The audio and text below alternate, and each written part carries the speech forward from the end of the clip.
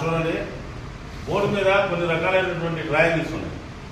ఉదాహరణకి చూడండి, ఇది స్కేలెన్ ట్రయాంగిల్ అంటే ఏంటంటే 3 భుజాలు సపరేట్ కొలతలు కలిగి ఉన్నటువంటి ట్రయాంగిల్ ని, త్రిభుజాన్ని స్కేలెన్ ట్రయాంగిల్ అంటాం.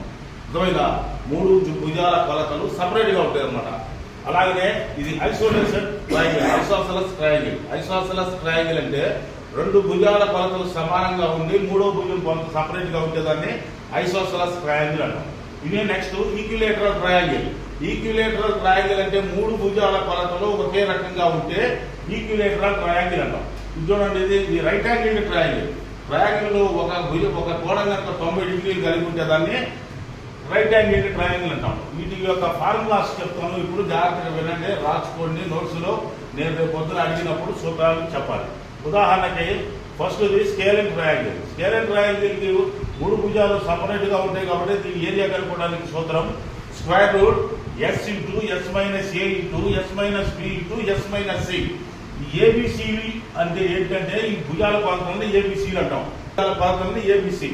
ఆ ఎస్ అనేది ఎలా వస్తుందంటే ఈ 3 భుజాలని కలుపుకొని 2 చేత భాగిస్తే ఎస్ వాల్యూ వస్తుంది.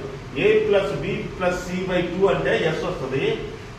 ఏరియా రావాలంటే square root S into S minus A into S minus C B into S minus C. Next వచ్చేపాటిగా ఐసోసెలస్ ట్రయాంగిల్. సమవిబాహు త్రిభుజం అంటారు తెలుగులో. 2 భుజాలు మాత్రం సమానంగా ఉండి మిగిలిన 3వ భుజం సపరేట్ గా ఉంటుంది అన్నమాట. దీని ఏరియా కనుక్కోవడానికి సూత్రం ఏంటంటే b/4 square root 4a² minus b².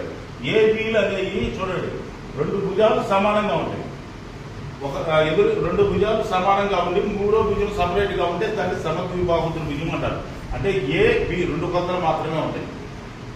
ఆ b/4 square root 4a² minus b². మీరు లెక్కలు చేస్తే కానీ ఫార్ములాలో ఇచ్చినటువంటి మెజర్మెంట్స్ ప్రతిక్షేపించి లెక్క చేస్తే కానీ వైశాల్యం ఎలా వచ్చింది అనేది అర్థమైంది. నెక్స్ట్ ఇది కూడా అయిపోయిన తర్వాత నేను లెక్కలు చెప్తాను, మీకు మెజర్మెంట్స్ ఇస్తాను, దాని ప్రకారం మీరు లెక్కలు చెబుతారు. Equilateral triangle. ఈక్విలేటరల్ ట్రయాంగిల్ అంటే 3 భుజాలు సమానంగా ఉన్న త్రిభుజాన్ని ఈక్విలేటరల్ ట్రయాంగిల్ అంటాం. All sides are equal. దీనికి సూత్రం ఏంటంటే √3/4a². √3/4a². నెక్స్ట్ వచ్చేప్పటికే right angle triangle. Right angle triangle సూత్రం ఏంటంటే ఏరియా కనుక్కోవడానికి హాఫ్ BH ఇంటూ హైట్. ఇక్కడ మనం ఏబి అనుకుంటున్నాం కాబట్టి ఏసీనో ఏ అక్షరం పెట్టుకుంటే ఆ అక్షరాన్ని అనుకుంటాం అనమాట. ఇవన్నీ మనం ప్రాక్టికల్ గా ఇప్పుడు నేను మెజర్మెంట్స్ ఇస్తాను, అన్ని కూడా ఒక్కొక్క ట్రయాంగిల్ యొక్క ఏరియా కనుక్కోవడం అనేది చేతులు.